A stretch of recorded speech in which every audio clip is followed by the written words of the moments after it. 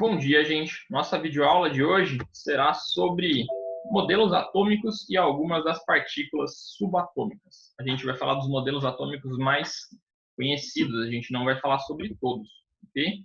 Bom, primeiramente, o termo átomo, né, significa uma matéria, uma coisa, um objeto, que não é partido em dois, não é divisível. O cara que criou essa definição foi o Leucipo, que foi um cientista que viveu há 500 anos antes de Cristo.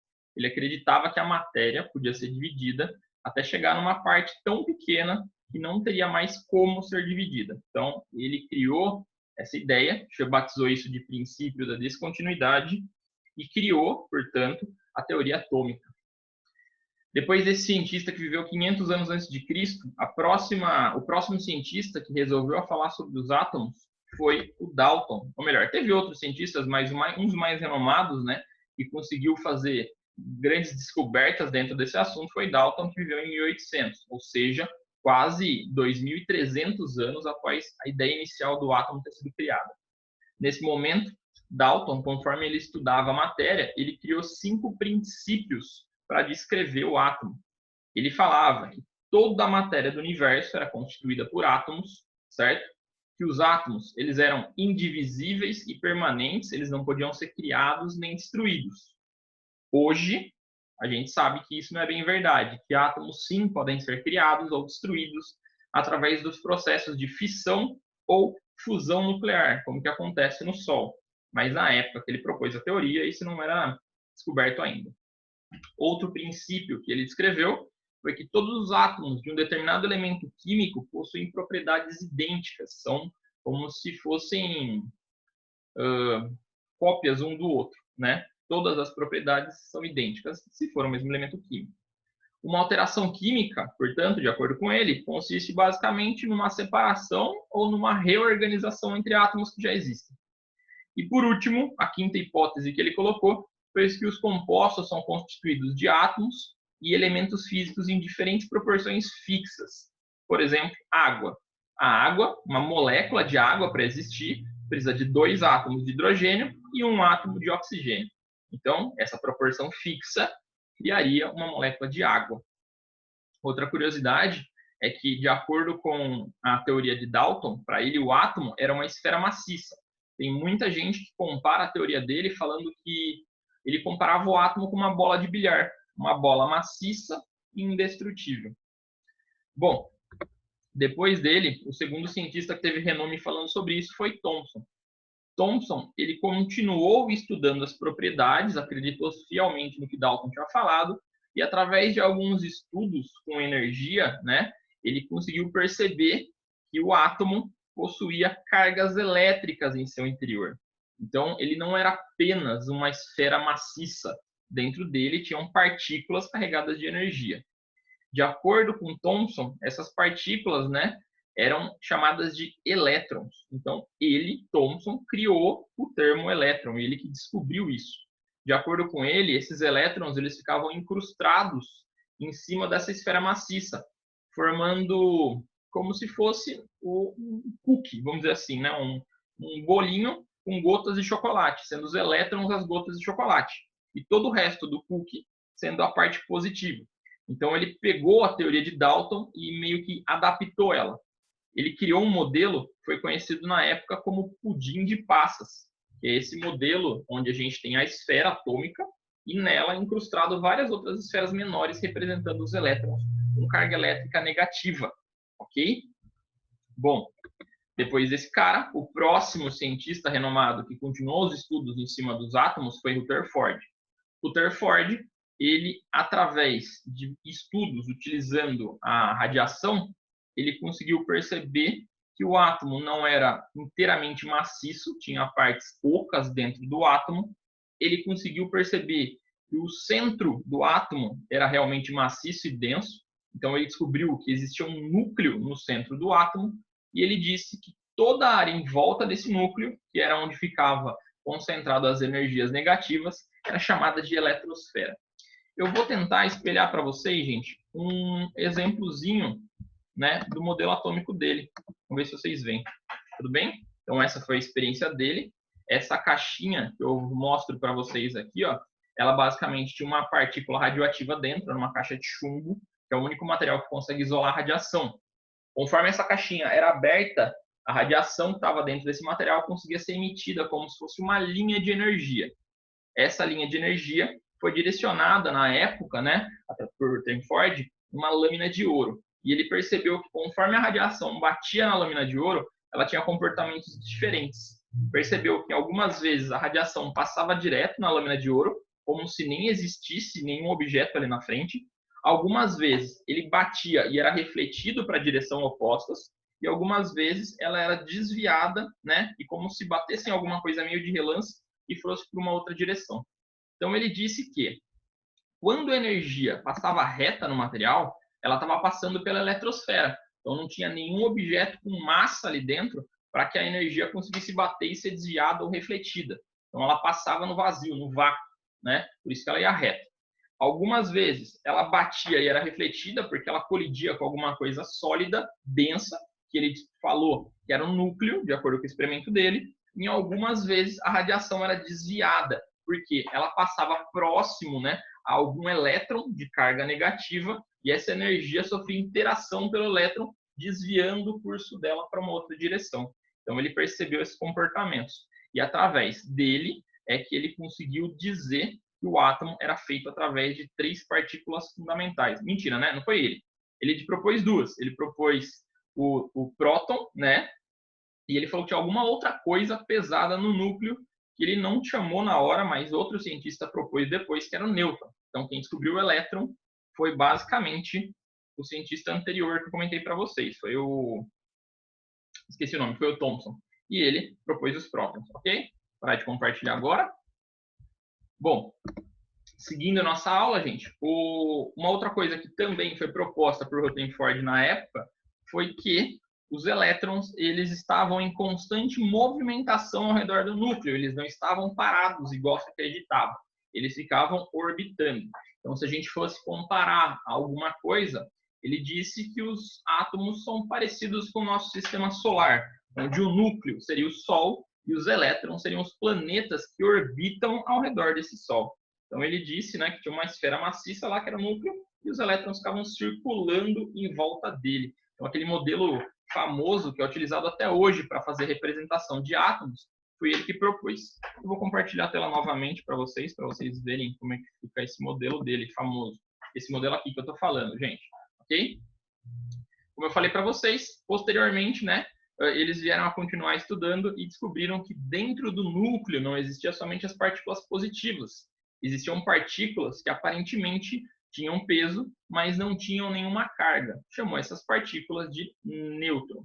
Portanto, os prótons, que são partículas positivas e com massa, ficam no núcleo, e os nêutrons, que são partículas sem carga, porém com massa, também ficam no núcleo.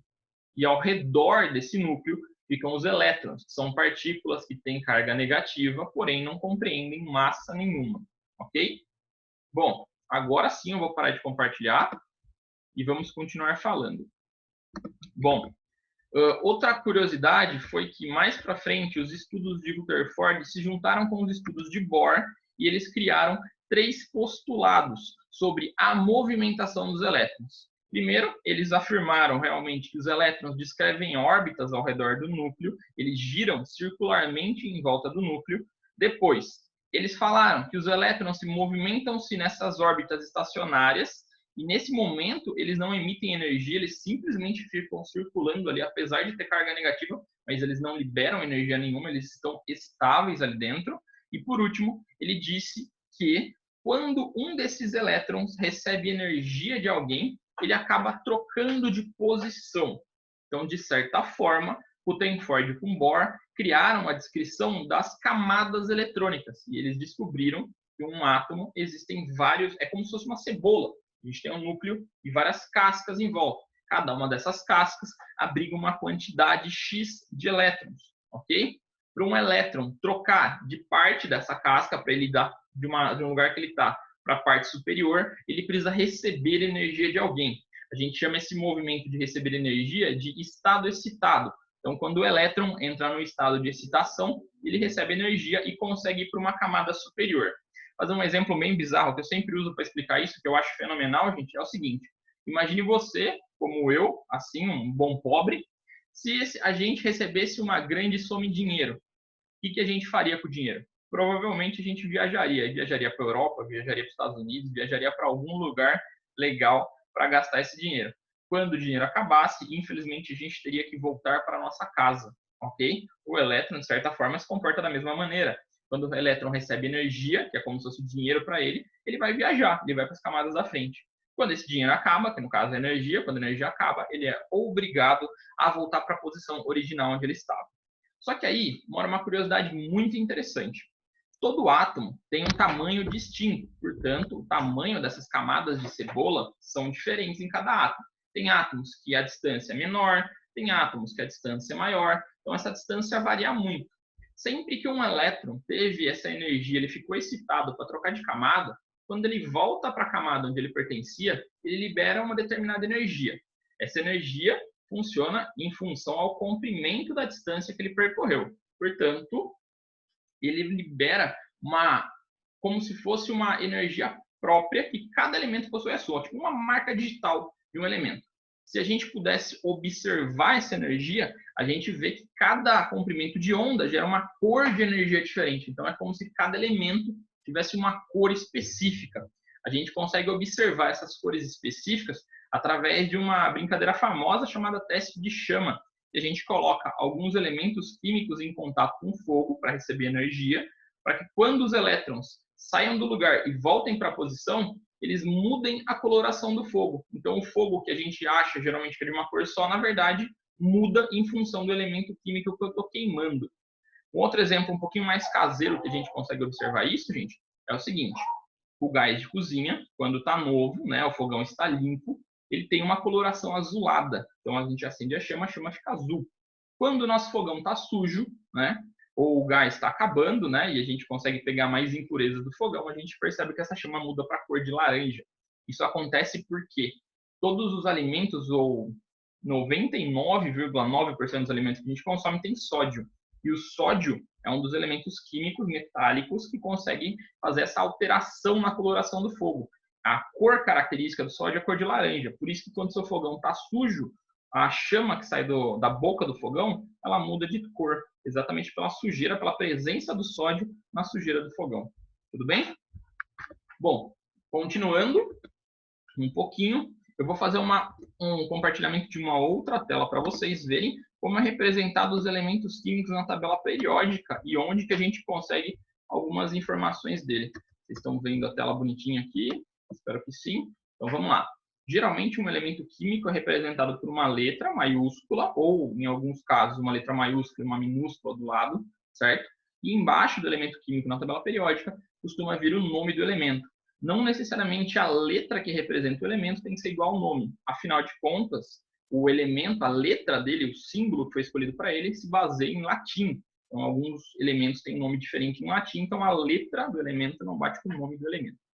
Junto, né, com essa letra, aparecem para a gente duas informações que são muito importantes.